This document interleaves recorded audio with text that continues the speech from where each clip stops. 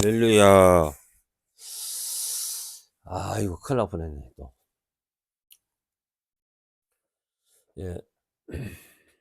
요한계시록 10장 1절에서 11절, 매일 예배, 들 수 있도록 하겠습니다. 요한계시록을 본다는 것은 사실은 계획주 목사님들도 끓이키는 이유가, 어, 이 말씀을 잘못 해석을 할까봐 두려움이 상당히 있거든요.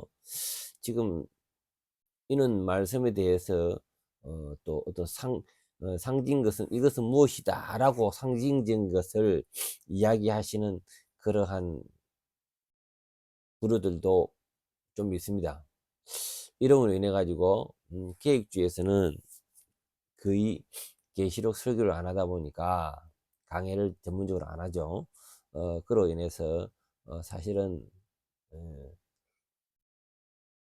우리 무성도들이 목말라 하고, 그 다음에 조금 누가 이야기를 하면은 하면서 속이 타고 뭔가 있는갑다 이러면서 이리 되는 거예요.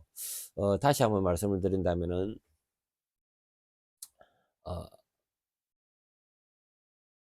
일곱 인 대접 난팔, 어, 이런 것들이 사건이 일어나는데, 그 사건은 상징적이다. 역사 가운데 부분적으로 앞뒤 가리지 않고 일어날 수 있다. 다만 끝부분에 대량적인 그런 리스크가 있는 거는 더욱더 시기가 가까이 도래하고 있다, 이렇게 보시면 되겠습니다.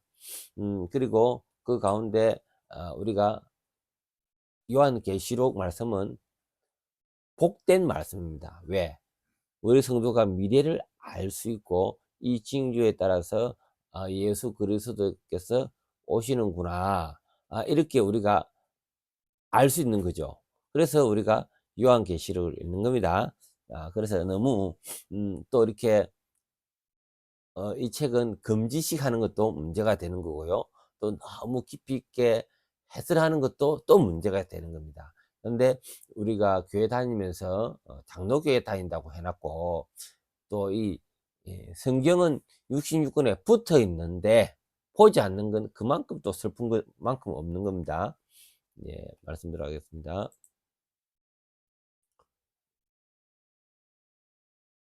요한계시록 10장 1절에서 11절까지. 이거는 하나님의 비밀과 작은 두루마기가 주제인데요. 음, 전반적인 재앙 사이에 끼어 있는 중요한 사건입니다. 이 장은 하나님의 계획이 곧 완성될 것을 상징적으로 보여줍니다. 특히 강한 천사와 작은 두루마리라는 두 가지 핵심 요소가 등장됩니다. 이를 통해 하나님이 자신의 말씀과 계획을 온전히 이루실 것을 강조하죠. 1에서 4절까지. 강한 천사의 등장이 있습니다. 1절, 내가 보니 힘센 다른 천사가 구름을 입고 하늘에서 내려오는데 그 머리에는 무지개가 있고 그 얼굴에는 해가 같으며 그 발은 불기둥 같더라. 자, 강한 천사는 하나님의 임재를 상징합니다. 구름은 하나님의 임재와 영광, 무지개는 하나님의 언약과 자비, 얼굴에 해 같다는 천사의 영광스러운 권위와 하나님의 빛을 반영하고요. 발이 불기둥 같다. 이거는 하나님의 심판과 거룩한 권위를 상징합니다. 자, 2절, 그 손에는 펴 놓은 작은 두루마리를 들고 오른손에는 바다를 밟고 왼손은 땅을 왼발은 오른발은 바다를 밟고 왼발은 땅을 밟고 있더라. 와. 작은 두루마리, 하나님의 계획과 말씀이 담겨 있는 두루마리입니다. 에스겔서 2장 3절에 있는 에스겔이 받은 두루마리가 유사합니다. 땅과 바다를 밟는다. 천사가 온 세상을 다스리는 하나님의 권세를 대변합니다.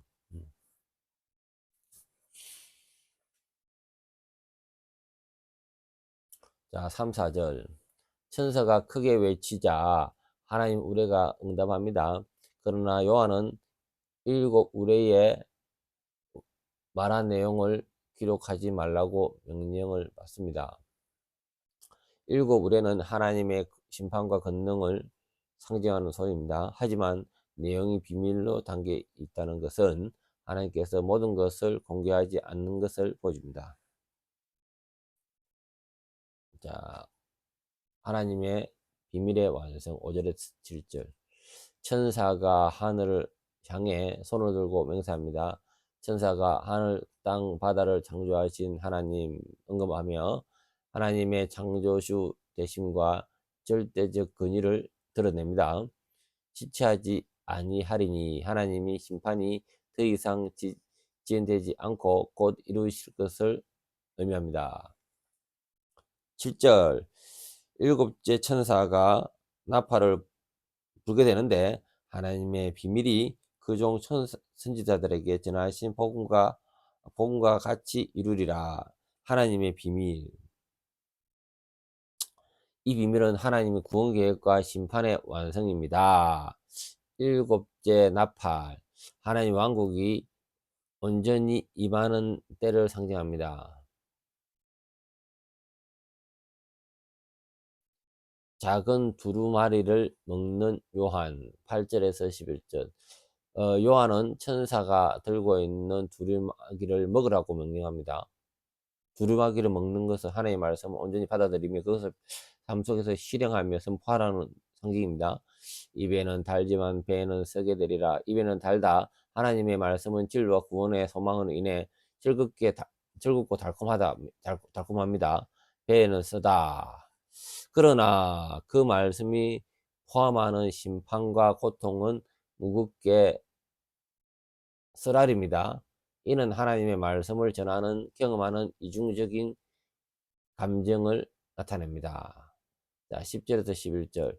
요한이 두루마기를 먹은 후 다시 여러 나라와 백성 어느 임금님들에게 예언하라고 명령받습니다.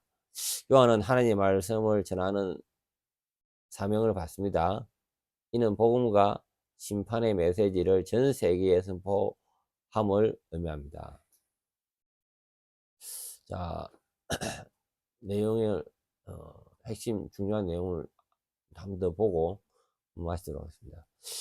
첫 번째, 하나님의 주권과 비밀의 완성. 하나님의 모든 역사를 주관하시며 그의 계획은 반드시 이루십니다. 자, 두 번째, 말씀의 단맛과 쓴맛. 하나님 말씀은 위로와 소망을 주는 동시에 심판을 메시지를 포함합니다. 그래서 쓴맛이죠. 단맛은 위로와 소망이겠죠. 예. 자, 세 번째, 복음의 선포 사명. 요한에게 주어진 사명은 오늘날 모든 성도에게 적용됩니다. 복음은 모든 민족에게 전해져야 하며 그 과정에서 고난과 어려움에도 감내해야 됩니다. 순종의 삶. 네 번째,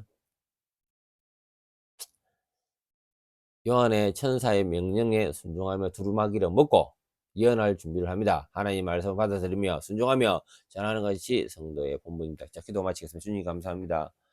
오늘 요한이가 환상 가운데 또 두루마기를 먹으라고 했습니다. 이 말씀을 먹으니까 달았습니다. 하나님의 은혜와 축복, 위로와 감사 얼마나 단지요.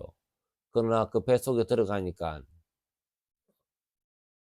그에 대한 하나님의 무섭고 매운 심판이 있으면 하나님의 공의가 있음을 깨달았습니다. 주님 감사합니다. 하나님의 말씀을 달고 쓰고 한 맛을 깨닫게 하여 주시옵소서. 예수님 이름으로 기도드립니다.